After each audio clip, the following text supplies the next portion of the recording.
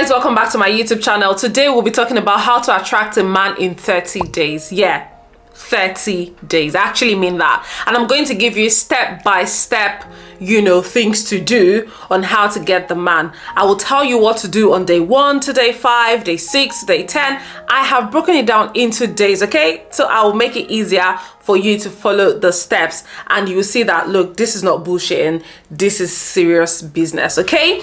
If you don't fall into the category of ladies who want to get into a serious and committed relationship, please feel free to dip out of this video and go and watch other videos on my YouTube channel. We are tired of saying there are no good men out there to marry. There are actually good men out there. The problem might be that you haven't been reading the signs clearly, or you've been letting the opportunities and the green light that these guys have been giving you pass you by, okay? So now I'm going to tell you how to recognize the signs, the 10 things to do, the things you need to do, the questions you need to ask, and how to know if you're in the right direction or not. I'll tell you where you need to abort mission, where you need to continue, that kind of good stuff, okay? Let's get right into it. Day 1 to 5, go to an event where you can meet people. So go to a birthday party, go to a wedding ceremony, go for networking events, go for games night, even go for singles program, okay? Yeah, go to places where you can actually meet these men, and so that you can put yourself within that circle of people who are also looking for people like you, okay? The next thing you need to do is, when you're going to these events, dress properly, wear a smile, be confident, carry yourself well, okay? I know people are like, oh, I want them to be attracted to my brains, not my beauty. Look. A guy needs to be attracted to you first. Get to know you before he knows what's in your head. The moment he looks at you, he's not looking at you like, is this girl intelligent? Is she brilliant? Is she smart? No. Men are very visual human beings. So what attracts them to you first is actually your look, your courage, your smile. The first thing that they see is what attracts them to you. They can't see your brain, girl. They can't see your brain. They don't know if you're a good person yet until they get to know you. First of all, your appearance needs to be attractive enough. So wear a good perfume, wear a very nice clothes. Like, you don't have to break the bank to look really classy. Now, after dressing up properly and going to that event, you need to interact with people. Okay, don't sit down on your chair, on your seat from the beginning of the event to the end of the event. You're not talking to anybody. You're just there looking nice, wearing a smile. Look, you're not a mannequin, okay? Move around, talk to people. In fact, make it your mission to be talking to only the men at the event. Oh, okay, that would be so obvious. Talk to the ladies as well, but you get what I mean. Talk to the men, get to know them, say interesting things about yourself, ask them, things about themselves as well. Pay them compliments, okay? We know women are used to getting the compliment, but you also, nothing stops you from paying these guys, compliments, especially if you're interested in them or if you like them. You both have talked to each other, you're feeling yourself, you like his vibe, he likes your vibe, he asks for your contact. Girl, give him that contact, okay? That's the next level we're going to. Day 6 to 10, now you've given him your contact, it's time to start talking on the phone, exchanging text messages and all of that, getting to know each other better. Next thing you need to do within day 6 and 10 is to plan a date for the both of you. Okay, plan a date night where you both can go out, sit down, talk about different things. And if he's someone in your office and you're really interested in him, tell him you're going to grab lunch. Does he want to go with you? Just say, hey, I'm going to grab lunch. Do you want to come along? And then when you get to lunch, talk. Obviously not about your next presentation or the next business you have to do, about yourselves. Ask yourselves interesting questions. Ask him about his plans for life, ask him about his values. When he's telling you his plans for the future, his values, and all of these things, what you need to be doing is to be evaluating whether he actually fits into your picture of an ideal man and the person you want to spend the rest of your life with. This date is actually crucial to the next step, okay? It is the one that will determine whether or not you want to continue this relationship or, see if there's something in it for the both of you, okay? If he says everything he says at this day and you're not satisfied that this is somebody you want to spend the rest of your life with, it's time to do what? Abort mission. If he says all the things that he says to you and you look at it and you say, wow, this guy I really love and this is someone I want to build a future with, then it's time to take it to the next level. All right? So let's go. Day 11 to 15. On day 11 to 15, what you want to do is to keep the conversation going after your last date through, calls, through text messages, ask about their day, what they've got going on for the day, once in a while, just check in with them and see how that's going, and then plan another date. Okay, now this date that you're planning will be more relationship driven, because you need to understand what their takes are on certain things about relationships. So you need to ask them about like their previous relationships, what they're looking for in a partner, those kind of conversations. What you want to do when they're saying the answers to these things, or they're just randomly talking about things like that, is to also do a deeper check for values alignment. Okay? Ask them about their short-term goals, their long-term goals, but what you are doing through those questions is to evaluate what this person's plan is. Ask them about marriage, about family, about kids. Let it be more relationship focused. Remember, what we want to do is to cut to the chase, okay? So 11 to 15, what you're doing is saying, well, what are your thoughts about marriage, about kids, about family? Tell me about your previous relationship, or tell me what you want in a relationship. And what you're doing is to be checking for more value alignment and to see if this person really fits the bill. Eyes on the goal. Eyes on the goal. Eyes on the goal. Day 16 to 20, what should you be doing?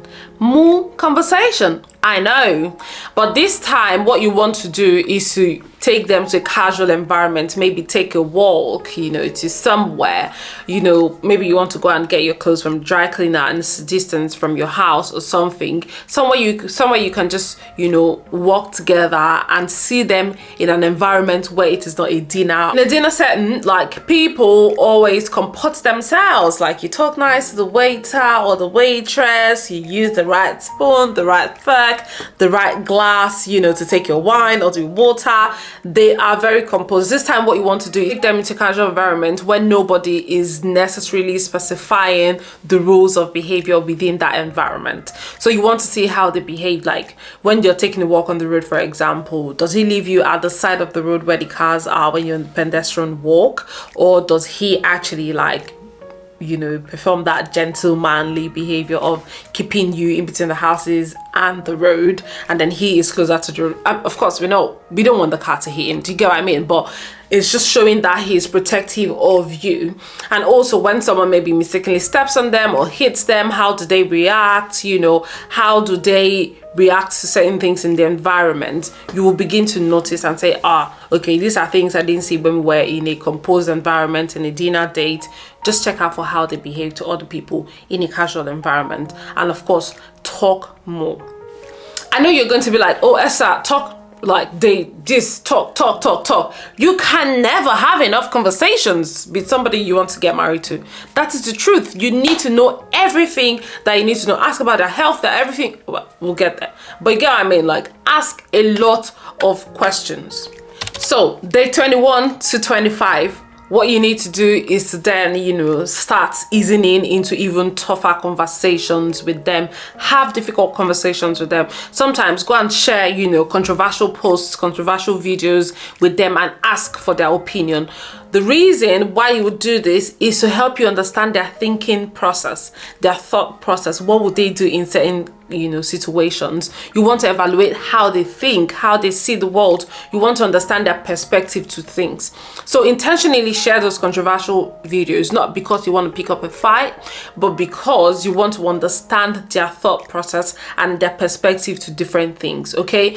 Also, you need to ask them, specific questions now about their childhood, their family background, their health status. And I say health status really importantly because a lot of people go through these stages and they, at the end of the day, they figure out that the person that they want to date is AS and they are AS, and so they've spent a lot of time building a relationship that will not work. So you want to get those things out of the way in time so that you know whether or not you want to continue with this person. Okay, so ask questions about health, about family background, about work, about future plans. Again, when they keep sharing things to you about their past relationships as well, and when they say certain things that are unclear to you, ask questions. Don't allow it slip. If anything is unclear to you, ask questions and let them provide clarity, because again, you don't want to go into a rushed relationship without really understanding what you're getting yourself into. Even though it's 30 days, you also want to get enough information that you equip yourself with as you go into this journey with this person. Something else you can also do is to share relationship books or even random books, read them together, discuss them, find out, you know, their opinion, or let them share certain things and how it relates to both of you. You know, that's one way to keep the conversation going. Day 26 to 29. Now you have spent 3 weeks and some days talking to this guy. So if he's asking you out between day 1 and day 25, and you're happy to go on with that relationship, then of course try it out and see where it leads you to, and of course get married if that's the right man for you. And congratulations, I'm happy for you.